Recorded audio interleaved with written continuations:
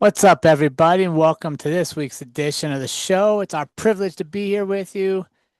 I'm excited for our momentum. I'm excited for our community. I see people jumping in on social media, supporting what we're doing and then what our guests are doing. I really like when we bring guests in that connect with themselves outside of the shows and continue to further our reach, right? Not just our reach of a podcast, but our reach of actually living life with purpose and creating a space where we empower others to do the same. And when we believe in ourselves, the ripple effect is others can believe in themselves. And maybe we may not even see the end of the ripple, but just knowing we played a small part in that is such a gratifying part of why we do what we do. So I want to thank all of you for being part of the community. Thank you for being here each and every week.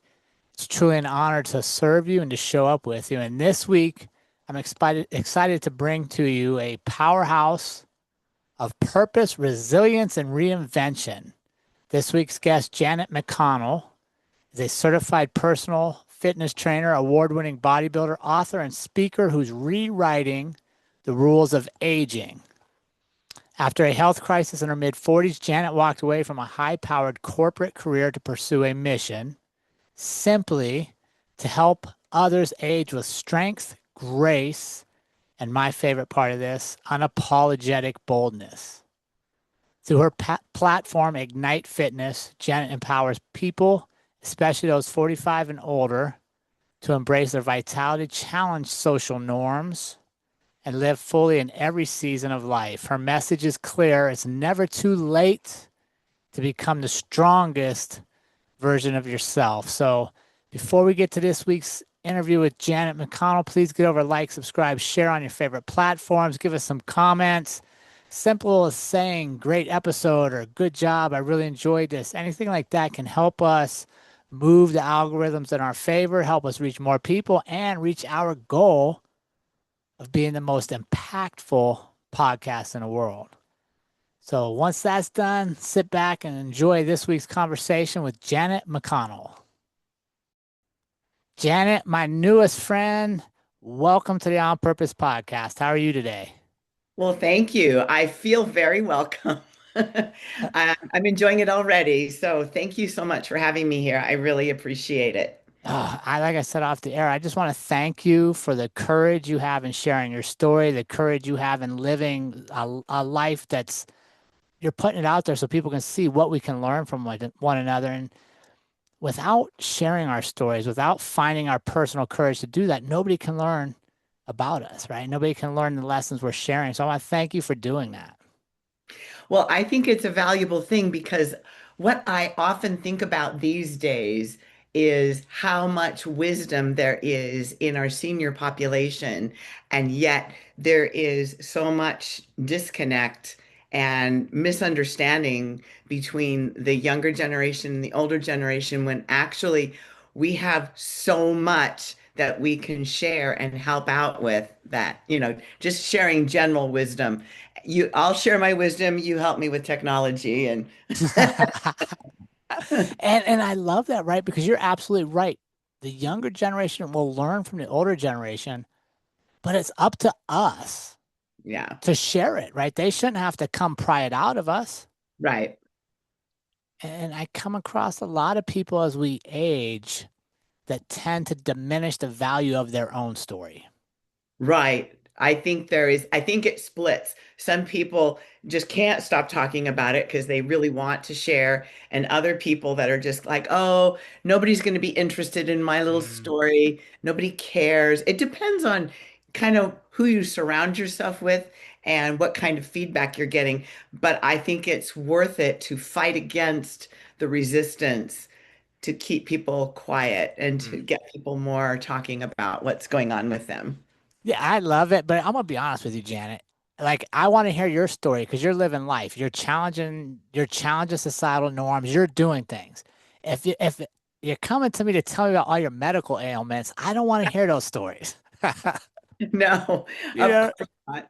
I right? know it's kind of a funny thing because when you become a senior citizen, one thing that happens, even you're healthy, you feel fine, but all of a sudden there's this whole protocol of all these, prescribed doctor's appointments you need to go on, and you're like, Oh, this is why very old people talk about the string of doctor appointments they have, and it's like the highlight of their week. I went to my dentist and I went to dermatologist and my enterologist is like, oh my gosh, this is when it starts. Ah, they gotcha. Yeah, no, I'm with you. Janet, I came across something that I don't remember even where I saw it in researching that I just loved. And that is that your mission is to help others age with strength, Mhm. grace, and my favorite part, unapologetic boldness.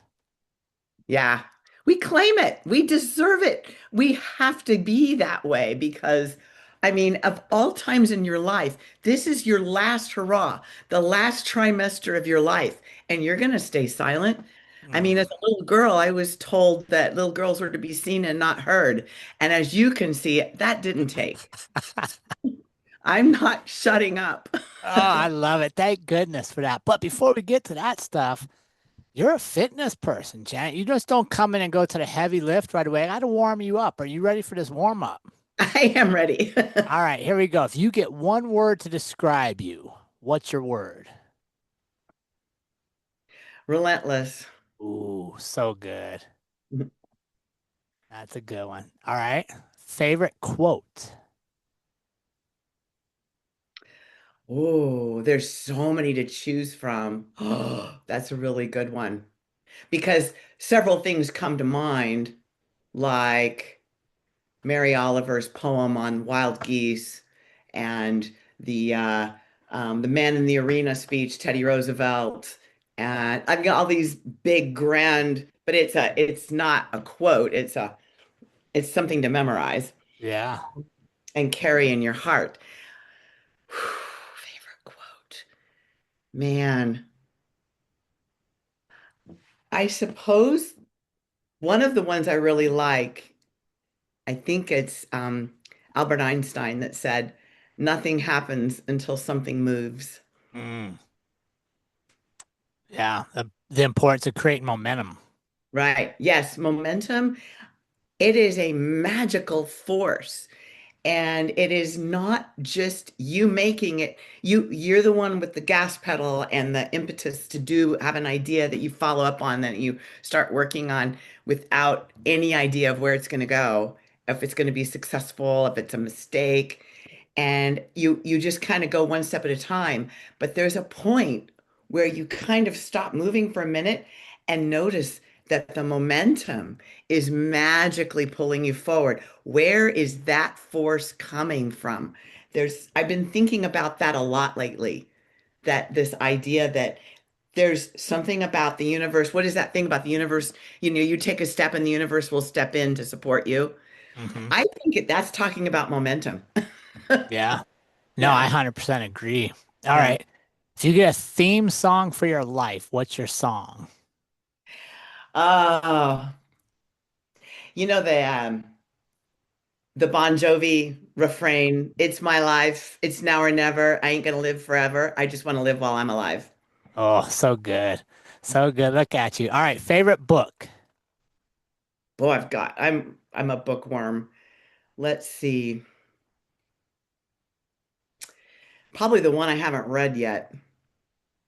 I'm steeped in self-help all the time, so I have forced myself to go back to reading nonfiction and fiction around a certain topic. And I'm going on a vacation in a few weeks to the Panhandle of Alaska. And so I bought a book called Passage to Juneau. And it's a story about this young man who joins this fishing fleet, this group of fishermen back at the turn of the century, last century, and his adventures in the inside passage there through the Panhandle. So That's, that's the favorite one I haven't read yet. oh, that sounds good. I hope your journey is much calmer than his is, I'm guessing. Yeah, there's others. I mean, I've got one right here that I've read a couple times. It's a thick one, but it's Peter Attia's Outlive, Hmm. The Science and Art of Longevity. And it is so well written. And it does a deep dive into all the areas of healthy nutrition, sleep hygiene, of course, resistance training, rucking, all that. And then the last chapter of all things is about emotional health because he had an episode in his life which kind of propelled him into becoming a longevity doctor, where he had to go into a deep cave and Mm, learn about what was going on up here. And it was so well written. And I didn't expect that from a doctor. I yeah. expected all the physical stuff. And this was like a whole other fuzzy area. In fact, his publisher, I heard him tell this, his publisher didn't want him to include it in the book. He wanted it to be the first chapter. And they go, oh, absolutely not. This will tank. You can't use it. So he finally compromised and they allowed him to use it as his last chapter. So it's in there. Huh. So Yeah, you're the second person that's mentioned that book in the last few weeks. I definitely got to get it. yeah, it's thick. You've got to kind of go, you got to pace yourself. But because it's not a story so much, it's more, facts and data. But Peter Attia, he breaks it down. There's rare times in the book where he goes over my head, where it's like, okay, listen, Mr. Nerd, like it's much, but most of the time it really is written for the layperson. All right. One more warm-up question, Janet. You get to have dinner with one person. Who would it be and what would you want to ask them?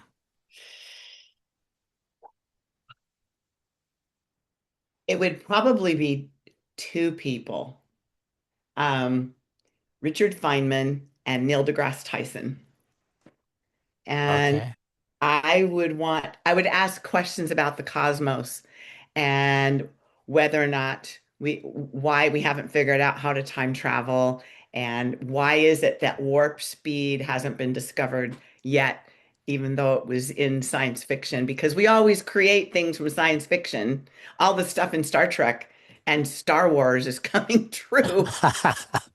Okay, warp speed. That's my own personal thing. I'm a real sci-fi science fanatic. My father was a rocket scientist, so I was kind of raised in a different kind of environment. Yeah, and that's so you definitely want to travel with some speed.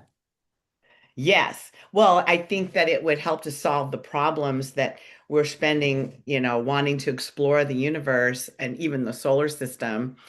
And I'm not crazy excited about the idea of living on Mars or anything like that, but exploration for sure. Yeah.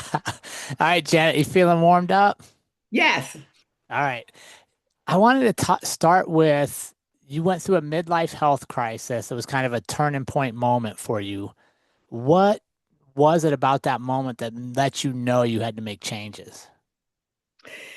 Yeah, that it was really painful at the time, but looking back now from 30, 40, almost, well, 35 years ago, it was such a lucky thing to have happen when it did. So here's what I mean. So my crisis was I was deeply involved in my career. I was like 46 years old, and I really was enjoying my career. I was successful. I was getting promoted, giving more and more responsibilities, and I was still pretty young. I mean, I was a healthy child. I grew up healthy, so I had a long fuse, into adult life before. Like some people break down before that. Hmm. It took me a little longer to break down, but I had a breakdown because I took my health for granted. Having always been healthy, I never had to diet or worry about losing weight or anything. I was just one of those people who just kind of had genetic advantage, I guess. Right. That comes to an end Mm. in your 40s if you don't take care of this classic car that we're living in. Everybody lives in a classic car. You can't get another one. You got to live Yeah. in this one. And I was becoming overweight. I was really having a lot of job stress and jet lag and terrible food choices and too much rich food, alcohol, on and on and on. I could go on and on. But I wound up at my doctor's office for my annual physical, and I knew that I probably could lose, 25 pounds. but so could everybody else. I really was, rationalizing everybody's a little overweight. That was all I thought was wrong with me. But found out that I had high blood pressure. You can't feel that. You don't Mm, know you have it. That's why it's important to check it. High blood pressure, high cholesterol, high triglycerides, and borderline obese, according to the metrics. yeah. My doctor, who'd known me for quite a while, because back in those days, you see the same person over a long span of time. So you actually have a relationship. He's just like, what is going on? I don't know what's going on with you, Janet, but you are on your way to early heart disease. Mm, And this is serious, and we need to make some changes. But of course, okay, I sat there in shock, like someone had punched me in the stomach. But here's the thing, of course, with doctors of that day. What we're going to do about it is not eat right, sleep right, exercise.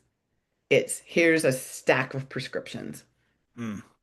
All the prescriptions that would treat the symptoms that I clearly had. And I just, like a bolt of lightning hit me. I just thought, this is wrong. I'm 46. I'm not ancient. I was healthy as a child. I started like my life kind of passed before my eyes, like some people say, when they almost die, but for me, this was a critical juncture. And I just refused to take, I said, listen, all of a sudden I just was, wait, hold on, don't do this. Give me 6 months. He goes, are you bargaining with me? Oh, wow. Yeah, I am. And he goes, well, I know you pretty well. All right. He goes, let's see what you can do. I don't think there's much you can do about it, because diet, I mean, yeah, you can lose some weight, but you're still going to have your cholesterol and your whatever. So he was not, I could tell he was skeptical, Right. but he decided that you give her a chance. So he goes, let's make the appointment right now, 6 months from now, and you better show up because I know where you live. So so I left the office, no prescriptions, still in the same, physical state, feeling really scared. Went out to my car and had a hysterical cry, and then went into the office to for the afternoon. And I went to my boss and I said, "Hey, I'm really at wit's end here. I don't want to slow down on my work schedule or my travel schedule, but I'm having a bit of a health crisis." And I told her what happened, and she said, "Well, Janet, I have a trainer. Why don't you just call him? He's really good. He won't hurt you, and he's fun, and he knows what he's doing. Just give him a try. At least do that." So I called him and made my first. I had never worked with a trainer before. I'd never even gone to the gym. I had never worked out in a gym. The most I ever did was like hiking. I was kind of physically active, swimming, stuff like that, but not regularly, obviously. So I signed up with this trainer, and he happened to be a bodybuilding trainer and resistance training, Yeah. powerlifting, kind of all in one. And so I did like him. It was really fun. He made it like it was very motivating because right away I started to get stronger because I'm pretty robust, just a little out of whack. And I remember that the problem was, of course, that it was 5 o'clock in the morning. That was the hardest thing. He was a good trainer, so he was full, So 5 o'clock in the morning, 3 days a week is all I could get. So that's what I did. But the good thing about that is it was before my work day. Anybody who could ask anything of me was sleeping. Yeah. So nothing got in my way. And so I started out and loved it. And 6 months went by. Now mind you, I didn't change my diet at all. I was still eating junk food. I was still eating late at night. Um, I liked healthy food, but I definitely strayed. Right. And yeah, and so, but that 3 days a week for 6 months without missing, I managed to lose 30 pounds just from that. What did the So doctor say when you went back? the doctor, I went back and did the whole labs again. And he goes, well, I got to hand it to you. You're in the safe range for everything. The cholesterol's a little high, but you're below the threshold. So I'm going Mm. to let it go. But you had better not quit. And so he goes, I've never seen this happen before. Like to him, it was a head scratcher that exercise would make a difference, So Right. Isn't that crazy that the people yeah. in charge of our health would think exercise is not a critical component of health? Right. Well, Peter Attia talks about that in this Outlive book about the old guard and the way things have always. This doctor was performing the way he should. This was his training. This is what he knew he should do. And he was just following his own training. So it's changing now. We're getting a more I functional. hope so. Yeah, it's changing slowly. But yeah. So anyway, then I was sort of like off the hook, but I was still a little fluffy, Mm. but I was way better. And then I went back to the gym and thought, wow, I'm not going to quit. I'll just keep doing this because I really like it. But then I thought, you don't have a goal now. This was a goal and you achieved it. So what are you going to do now? And I didn't know. And then these two ladies came into the gym a couple of weeks later, and they were training at the same time as me with another trainer, just kind of in the same space. And they were ripped. Mm. They just carved muscles. I see your pup back there. That's Otis. I have a cat sleeping in here, but he's old. He's old and bored, so he's not going to care. But anyway, they just looked so amazing. I couldn't get over, and they looked like they were maybe 4 or 5 years younger than me. But I just was so impressed. I thought, wow, I wonder they must be so strong. I just equated it with they had just been doing it longer or whatever. And then I noticed they were lifting the same weights I was lifting. They were curling the same dumbbells. They were doing the same lat pull downs, the same bar squats, everything. They were just as strong as me. And they looked like that. And I couldn't get my mind wrapped around that. And I asked my trainer, why did they look like that? And I look like this. And we're doing the same thing. And he goes, oh, Janet. He goes, let me explain. Those are bodybuilding competitors and they are getting ready for a show in 5 weeks. So they have to do everything very strategically. Mm. So they have to lift strategically, they have to eat strategically. I go, whoa, whoa, whoa, what's this eat strategically?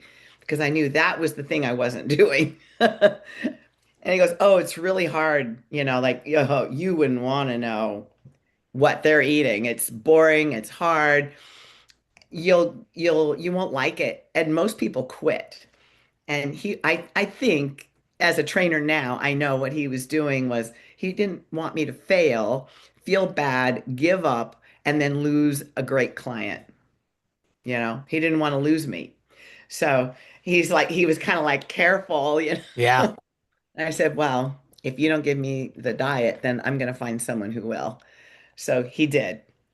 And 1 year later, I was on my first bodybuilding competition stage at 48. Oh, that's so good. What I love about that story, Janet, is you didn't see them, compare them, and say you can't do it. You saw them and were like, wait, I can do what they're doing. Oh yeah. Yeah. I do that a lot where started a YouTube channel. I thought if these yutzes can do it, I can do it. Yeah, no, and I agree. And I think I was just having this conversation earlier. If anybody can do something, then somebody else can do it as well. Oh yeah. You just have to be willing to pay the price. Mm. People want things, but there's this thing called compliance. Compliance is expensive. In time and effort and grit, not money necessarily, but all the other things. Money is easy. The other things, the human spirit and the gumption to do stuff. So I think that anything is possible if you're willing to pay the price. And the price is compliance to What do you go think of, to yeah, follow. Yeah, What do you think about this, Janet, though? Like, if there's something you really want to do, you're going to pay the price either way, right? Because if I do it, I'm going to pay the price and sacrifice and work now. sure, If I choose not to, I'll pay the price of regret later. sure. There's a price either way, but it's much easier in the short term for people to coast. Mm, I was just talking to a client today. I've been training her for 10 years, and she goes, "Well, I was really bad this weekend. I really have to cut back on the chips and the dip, 4th of yeah. July weekend." And I said, "You've been saying that for 10 years. I don't think it's the chips and the dip. I think it's more than that." And it's the strawberry shortcake, it's the wine, it's it's all the other things that she said she ate, and it's not even just a holiday blowout, which everybody should enjoy a little bit of that, but it's the Mm, day in and day out of the clipped edges where pretty soon you don't recognize the plan that you started out with. yeah. No, that's so true. It's easy to kind of downplay that some of that stuff. Yeah. So talk to me about something else that you've mentioned, and that's shattering the status quo of aging. Oh, yeah. What does that mean to you? That means to me that first off, we have a status quo idea in our society. It's both spoken and unspoken about what it is to be old, Mm. what it looks like, what it sounds like, what it feels. So people will say, when I get to be 85, just shoot me. I don't ever want to be like that. And it's like, wow, my 85 is going to look a lot different than yours, and I want to be there for it. So, in other words, people are more afraid of getting old than they are of actually dying. They don't want to be old. Why is that? Mm. What is it that they're seeing? Well, look around. You look at your relatives ahead of you in the chain, and you see how your grandparents and your parents are, debilitated or, going downhill. And you think, well, that's terrible. I want to be at my prime and then just die. So, there's that. And so my belief is I want to shatter the status quo of what society thinks aging is. Being an example, preaching from a stage, I like to speak, I speak all over the country about this idea that healthy longevity is within reach. And it starts with those simple actions, those simple decisions, and then it momentum, it opens up more. You start reaching for more and more, and you gather speed, and then you find your stride, and pretty soon, I mean, at 46, I was pretty debilitated and was out of breath and just, weak. And now, I mean, in less than a year, I mean, in only about, what is it, 10 or 9 or 10 months, I'm going to be 70. And I feel more alive than I ever have. And I don't know why that isn't possible for everyone if you just decide. What do you think that first step is for somebody that's trying to decide? Maybe they just can't get the momentum going. What's a good first step, your opinion? I think it's doing some thinking and maybe some journaling or some introspection before starting. And the question I would ask myself is, what, how do I want to say this? How am I being complicit in creating the condition I say I don't want? How Mm. am I being complicit in creating the conditions I say I don't want? And so decide what is the pain point? Is it that maybe you don't want to be a bodybuilder on stage? Okay, that's not a crime.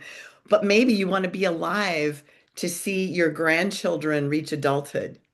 Maybe you want to be able to see your legacy unfold that you've worked for your whole life.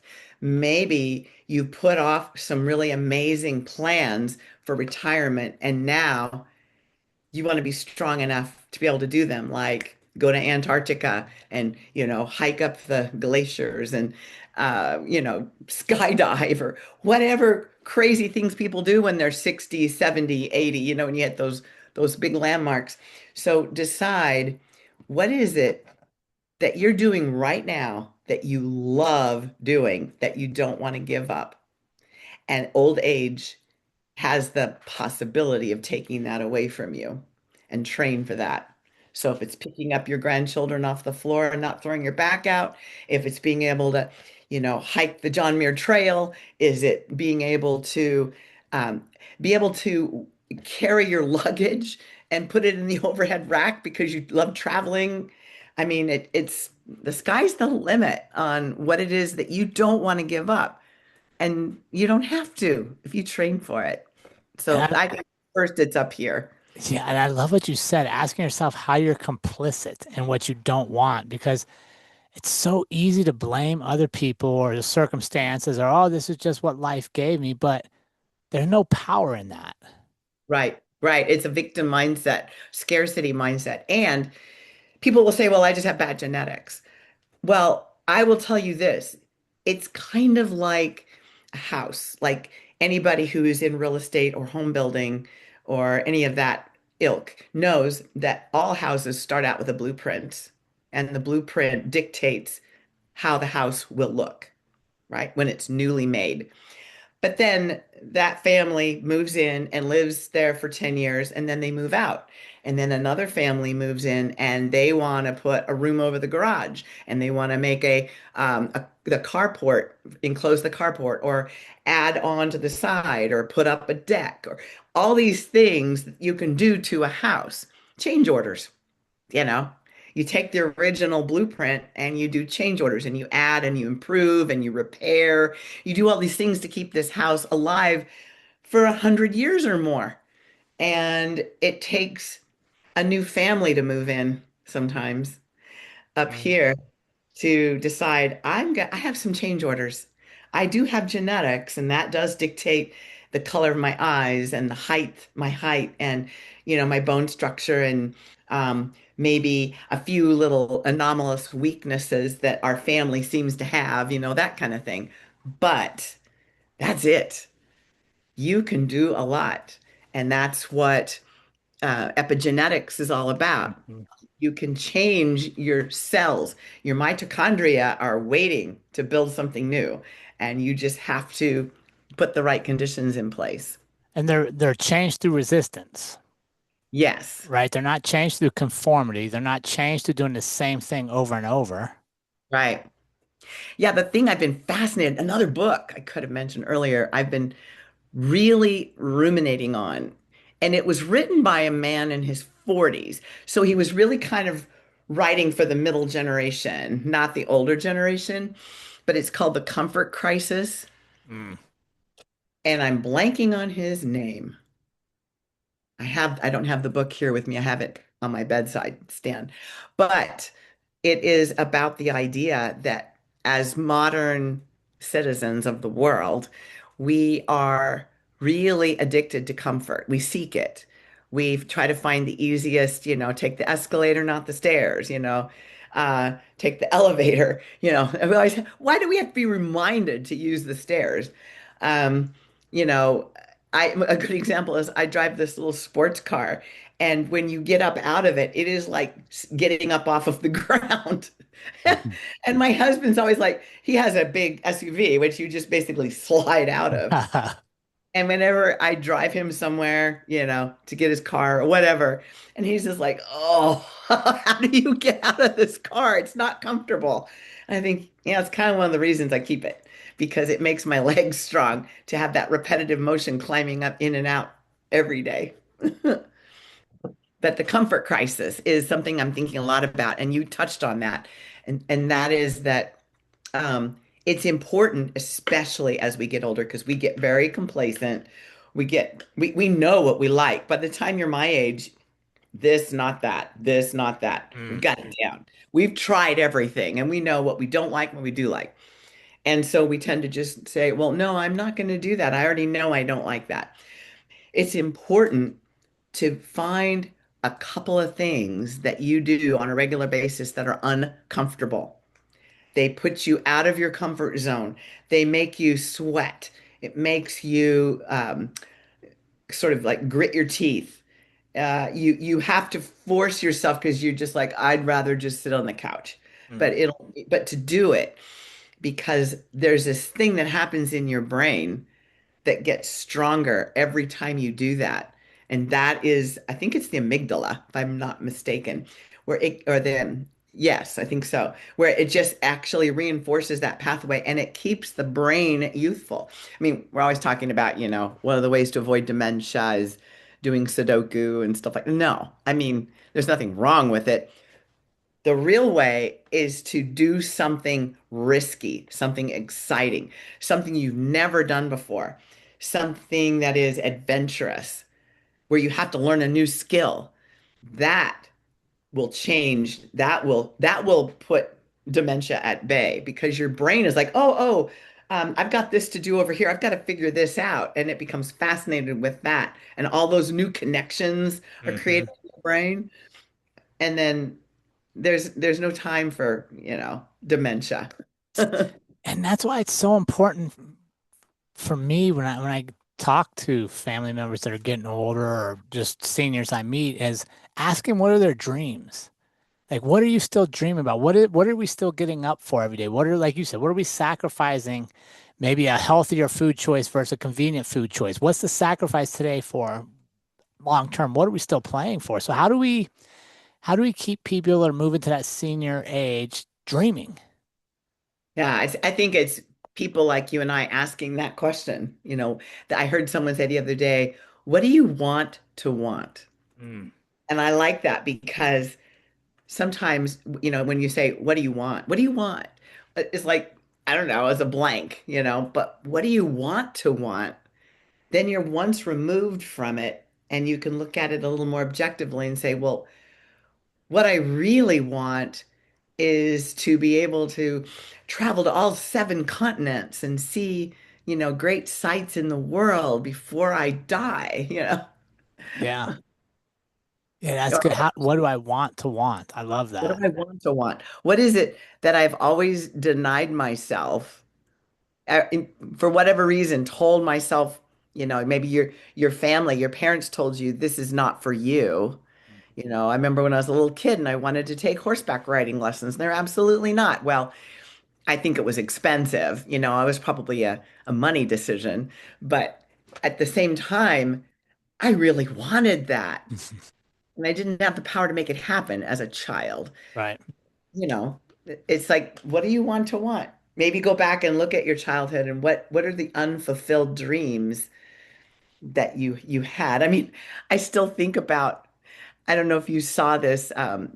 This was like over a year ago, but when William Shatner, the Hmm. Star Trek dude, he got to go into space and Jeff Bezos's rocket, and I think he was in one of the first ones that had citizens, not astronauts, in it, and he had always wanted to go to space, always, because he was Mr.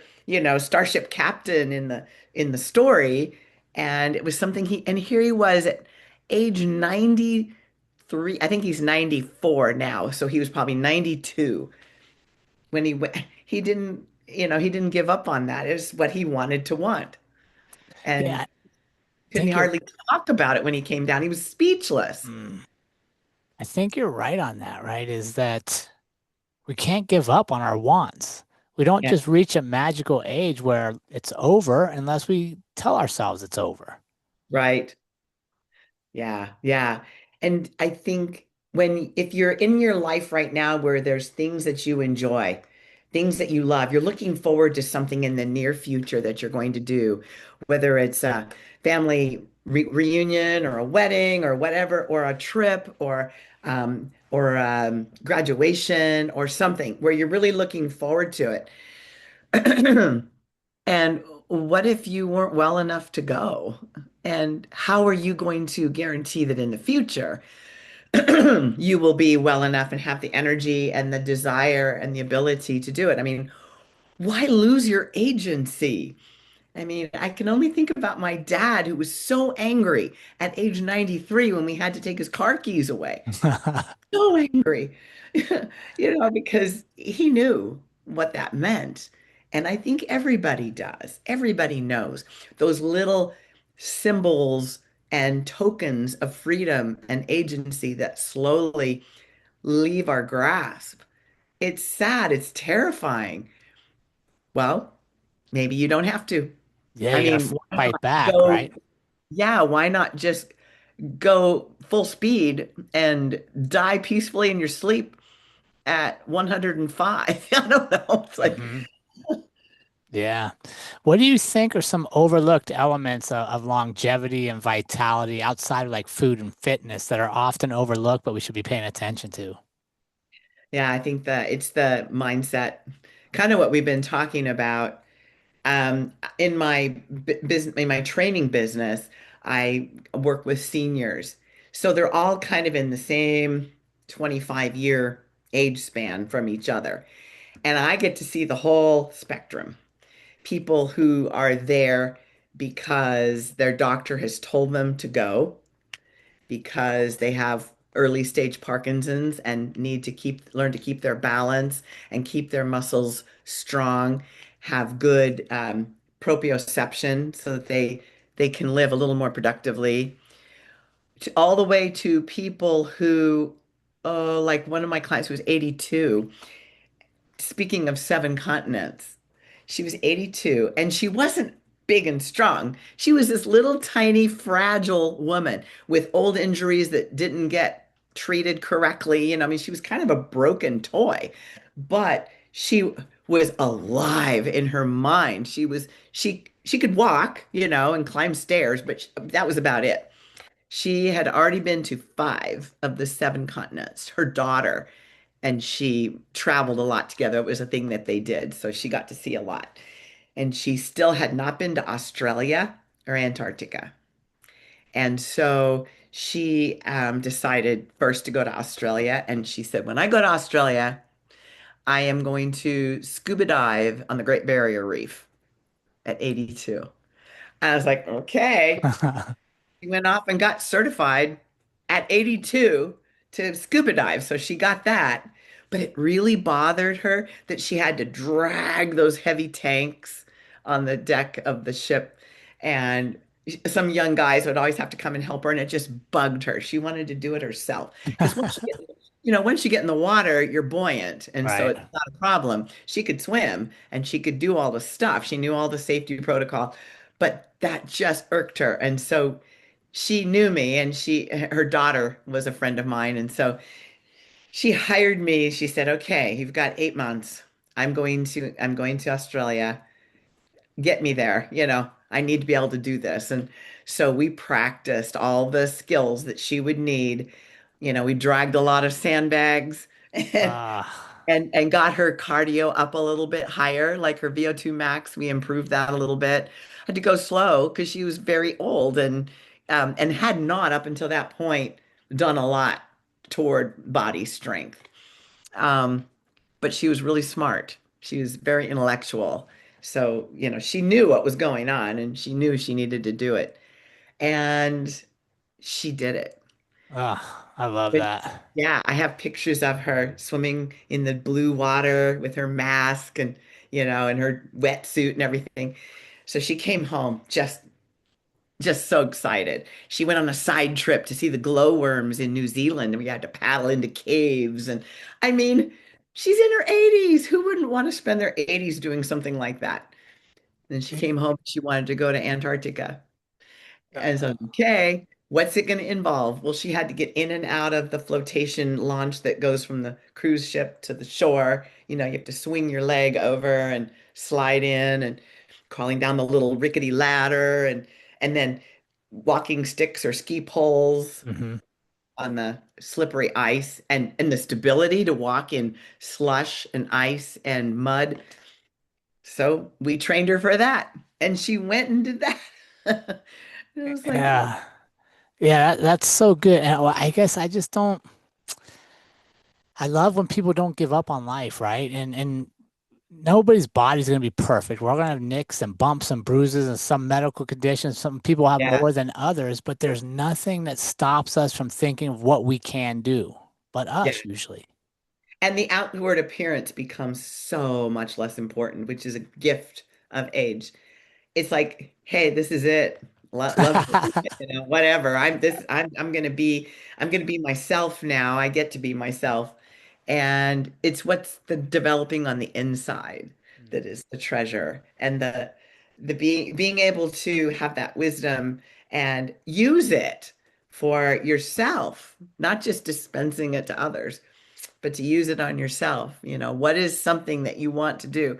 And you ask a good question because I don't know the answer for how to goad, prod, inspire, because you can watch podcasts all day long and you can read inspirational quotes and books all day long.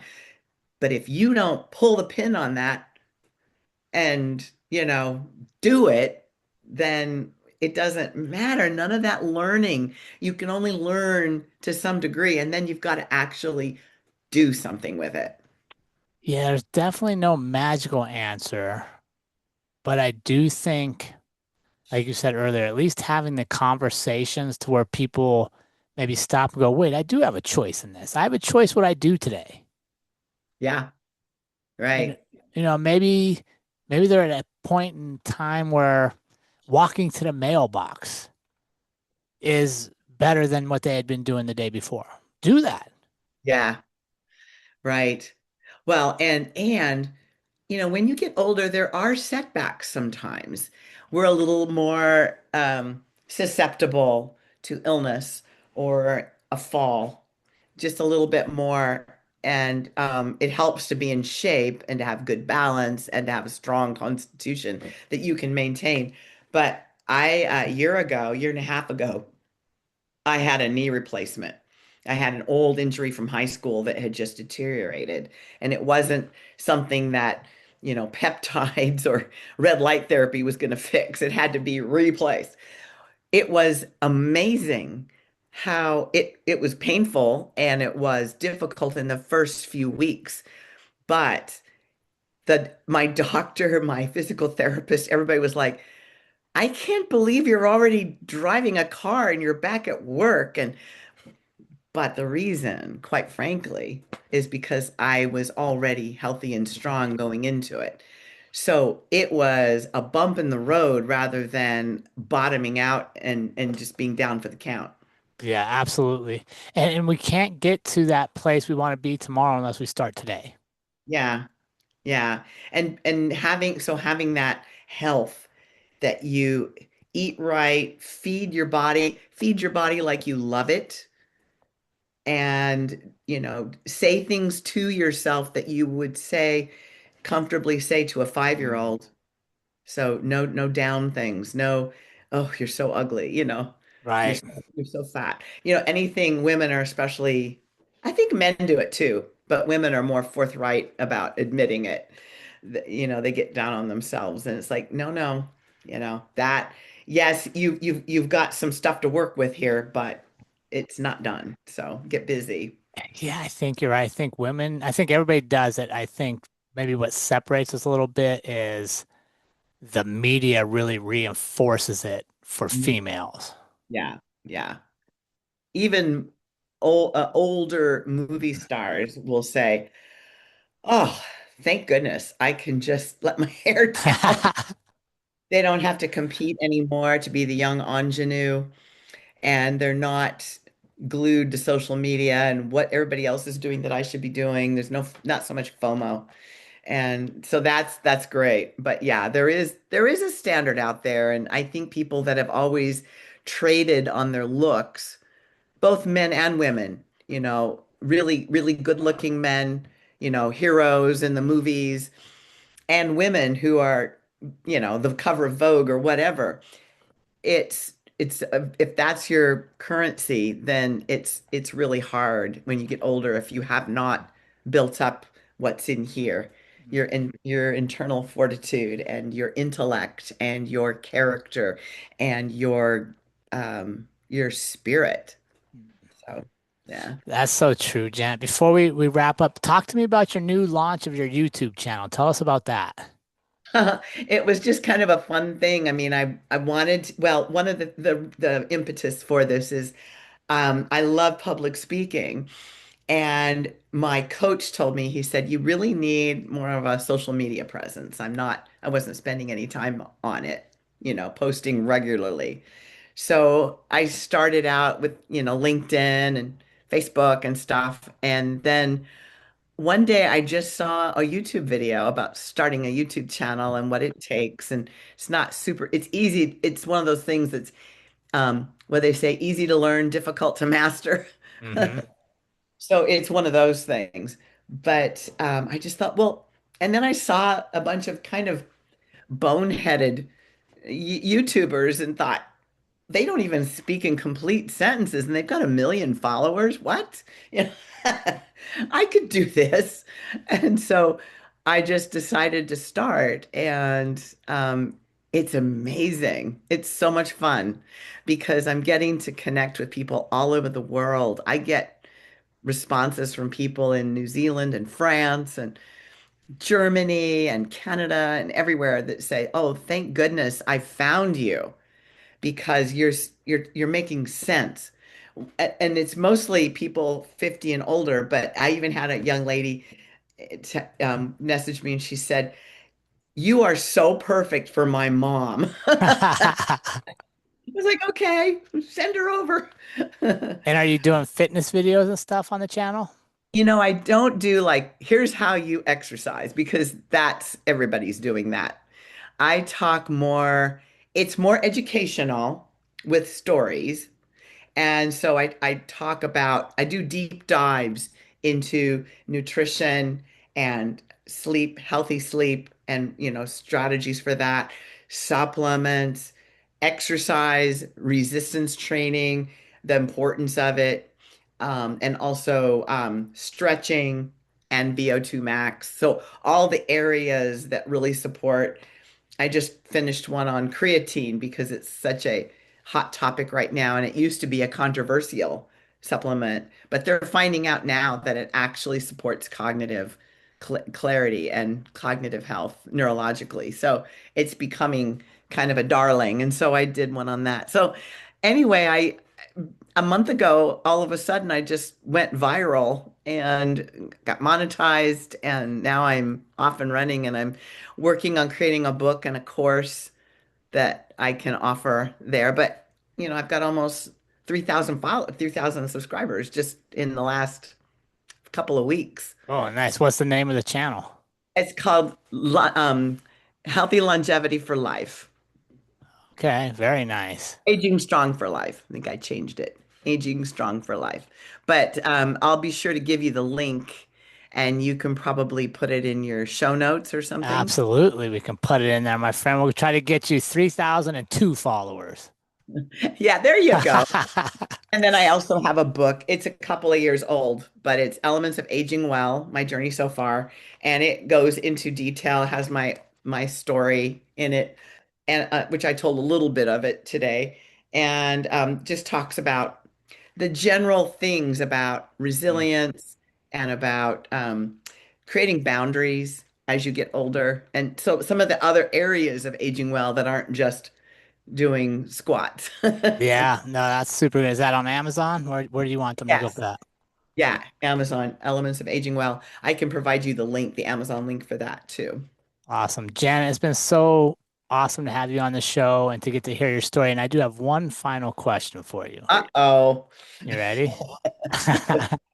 In the hardest chapter of your story, your life story, what would the version of you today whisper to that version of you back then?